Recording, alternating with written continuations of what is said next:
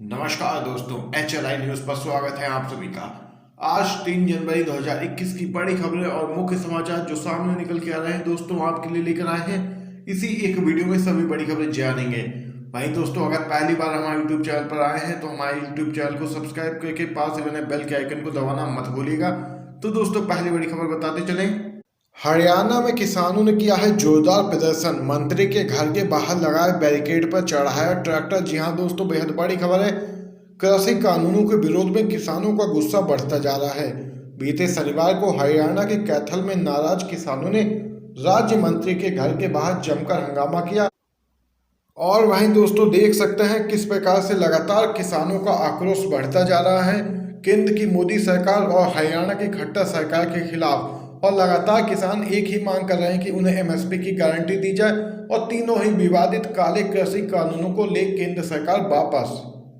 तो देख सकते हैं दोस्तों, किसान आंदोलन के तहत किए गए प्रदर्शन में प्रदर्शनकारी किसानों ने राज्य मंत्री कमलेश ढांडा के आवास के बाहर पुलिस द्वारा लगाए गए बैरिकेड्स के ऊपर ही ट्रैक्टर चढ़ा दिया। मुसलमानों का अल्पसंख्यक दर्जा खत्म होना चाहिए, बीजेपी के सांसद साक्षी महाराज का विवादास्पद बयान। जी हां दोस्तों, झारखंड के देवघर आए उत्तर प्रदेश के उन्नाव से भाजपा के सांसद साक्षी महाराज ने फिर से विवादास्पद बयान दिया है। उन्होंने कहा कि मुसलमानों को अल्पसंख्यक की श्रेणी से तत्काल हटा दिया जाना चाहिए। पहले इनकी जनसंख्या आजादी के समय 2 करोड़ थी, अब 32 करोड़ हो गई है। हमारे छोटे भाई हो गए हैं। सरकार को तत्काल कोई निर्णय कर मुसलमानों का अल्पसंख्यक दर्जा खत्म करना चाहिए। वहीं बीजेपी के सांसद साक्षी महाराज ने आगे कहा कि इस संबंध में कानून बनना चाहिए। 32 करोड़ की आबादी वाला अल्पसंख्यक कैसे हो सकता है? 2 करोड़ थे तो अल्पसंख्यक समझ में आता था। वहीं दोस्तों आगे आपको बताते चलें, बीजेपी के सांसद साक्षी महाराज की बेतुकी बातें यहीं पर नहीं खत्म हुई। उन्होंने आगे कहा कि हिंदू टैक्स देता है, अल्पसंख्यक सुविधाओं के आधार पर मुसलमान उसका उपयोग करते हैं। तो देख सकते हैं एक बार फिर से उन्नाव से बीजेपी के सांसद साक्षी महाराज ने दिया है विवादित बयान। दोस्तों वहीं एक और बड़ी खबर आपको बताते चलें, किसानों की जायज मांगों को न मानना असंवेदनशील रवैया, प्रियंका गांधी का केंद्र सरकार पर जोरदार हमला। कृषि कानूनों का विरोध कर रहे किसानों की बात नहीं माने जाने और सर्दी की वजह से बॉर्डर पर किसानों की मौत को लेकर कांग्रेस की नेता प्रियंका गांधी ने केंद्र सरकार पर हमला बोला है। प्रियंका गांधी ने कहा कि सर्दी के मौसम में दिल्ली की सीमाओं पर प्रदर्शन करने वाले किसानों की मौत की रिपोर्ट परेशान करने वाली है। इसके साथ ही उन्होंने किसानों की मांग नहीं माने जाने को लेकर सरकार का असंवेदनशील कदम बताया। प्रियंका गांधी ने ट्वीट कर कहा कि केंद्र सरकार किसानों की जायज मांगों को नहीं सुन रही है। किसान 1 महीने से अधिक समय से अपनी मांगों को लेकर लगातार विरोध प्रदर्शन कर रहे हैं। ये यहाँ पर दोस्तों बड़ी खबर सामने निकल के आई है प्रियंका गांधी वाड्रा की तरफ से। चलिए दोस्तों एक और बिग ब्रेकिंग अपडेट आपको बताते चलें। सत्ता में आए तो अयोध्या वासियों का टैक्स होगा माफ, मिलेगा हेरिटेज सिटी का दर्जा, कहना है अखिलेश यादव का। समाजवादी पार्टी के अध्यक्ष अखिलेश यादव ने कहा कि वर्ष 2022 में उनकी पार्टी की सरकार की सत्ता में आने पर राम की नगरी अयोध्या को हेरिटेज सिटी का दर्जा दिया जाएगा और यहाँ रहने वाले लोगों के सारे टैक्स माफ कर दिए जाएंगे। पूर्व सीएम ने कहा कि भाजपा सरकार किसानों के साथ अन्याय कर रही है। अयोध्या के एयरपोर्ट में अधिग्रहित जमीन का किसानों को पूरा मुआवजा नहीं मिला, जबकि समाजवादी सरकार ने 6 गुना रेट दिया था। वहीं पूर्व मुख्यमंत्री ने आरोप लगाया कि भाजपा सरकार झूठ पर टिकी है। जितने भी वादे बीजेपी पार्टी ने किए सबके सब झूठ निकले।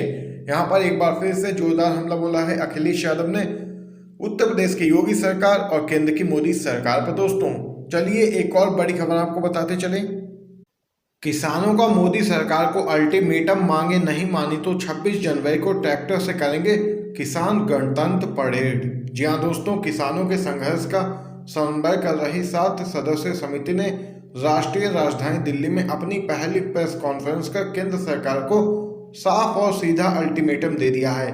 अगर किसानों की मांगे नहीं मानी गई तो दिल्ली के चारों ओर लगे मोर्चे से किसान 26 जनवरी को दिल्ली में प्रवेश कर ट्रैक्टर, ट्रॉली और अन्य वाहनों के साथ किसान गणतंत्र परेड करेंगे। किसान नेताओं ने यह स्पष्ट किया कि यह परेड गणतंत्र दिवस की आधिकारिक परेड के समाप्ति के बाद होगी। साथ ही संयुक्त किसान मोर्चा की ओर से अब से 26 जनवरी के बीच अनेक स्थानीय और राष्ट्रीय कार्यक्रमों की भी घोषणा की गई है। वहीं प्रेस कॉन्फ्रेंस के दौरान किसान प्रतिनिधियों ने कहा कि हमने सरकार को पहले ही दिन बता दिया था कि हम तीनों किसान विरोधी कानूनों को रद्द कराए बिना यहां से हटने वाले नहीं हैं। सरकार के पास दो ही रास्ते हैं, या तो वह जल्द से जल्द इस बिना मांगी सौगात को वापस लें और किसानों को एमएसपी पर खरीद की कानूनी गारंटी दें, या फिर किसानों पर लाठी गोली चलाएं। आर पार की लड़ाई में अब हम एक निर्णायक मोड़ पर आ पहुंचे हैं। वहीं किसान नेताओं ने रोष व्यक्त किया कि 7 दौर की वार्ता के बाद भी सरकार इस आंदोलन की प्रमुख मांगों पर टस से मस नहीं हुई है। यहाँ पर यह बड़ी खबर सामने निकल के आई दोस्तों। चलिए एक और बिग ब्रेकिंग अपडेट आपको बताते चलें। मोहन भागवत के बयान पर ओवैसी का पलटवार, पूछा गांधी जी के हत्यारों पर क्या ख्याल है। जी हाँ दोस्तों, पूरी खबर बताते चलें। आरएसएस के संचालक मोहन भागवत के हिंदू देशभक्त वाले बयान पर हैदराबाद के सांसद और एआईएमआईएम के चीफ ओवैसी ने एक बार फिर से पलटवार किया है। ओवैसी ने ट्वीट कर पूछा, क्या भागवत जवाब देंगे गांधी जी के हत्यारे गोडसे के बारे में, नेल्ली नरसंहार के लिए जिम्मेदार लोगों के बारे में, 1984 के सिख विरोधी दंगों और 2002 के गुजरात नरसंहार के बारे में। ओवैसी ने आगे कहा, यह मानना तर्कसंगत है कि अधिकतर भारतीय देशभक्त हैं, चाहे उनका कोई भी धर्म हो, लेकिन यह सिर्फ आरएसएस की बेतुकी विचारधारा एक धर्म के लोगों को अपने आप देशभक्ति का सर्टिफिकेट दे देती है, जबकि दूसरों को इसे साबित करने में, यहाँ तक कि खुद को भारतीय कहने में अपना पूरा जीवन लगाना पड़ता है। यहाँ पर देख सकते हैं इशारों ही इशारों में मोहन भागवत और बीजेपी पार्टी को निशाने पर लिया है एआईएमआईएम के चीफ ओवैसी ने। दोस्तों खबर दोस्तों पंजाब से सामने निकल के आ रही है। भाजपा नेताओं की अपमानजनक टिप्पणियों पर किसानों ने भेजे हैं लीगल नोटिस। जी हाँ दोस्तों, पूरी खबर जान लेते हैं। किसानों ने अब भाजपा के नेताओं को उनकी अपमानजनक टिप्पणियों के लिए लीगल नोटिस भेजना भी शुरू कर दिया है।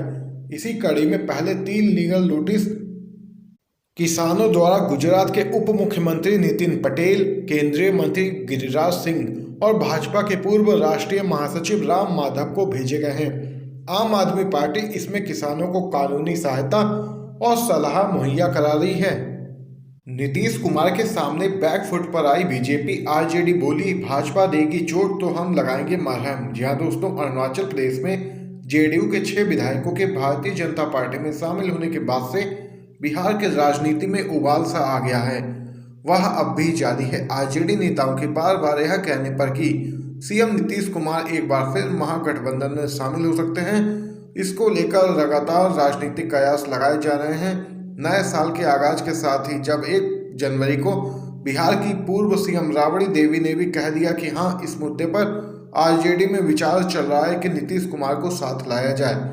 इसके बाद से राजनीति और भी गर्म हो गई है। हालांकि सीएम नीतीश कुमार ने इस पर तत्काल बयान दिया है और उन्होंने कहा है कि फिलहाल ऐसा अभी कुछ नहीं है, मगर लगता है कि एनडीए के भीतर सब कुछ सही से नहीं होने के भी संकेत मिल रहे हैं।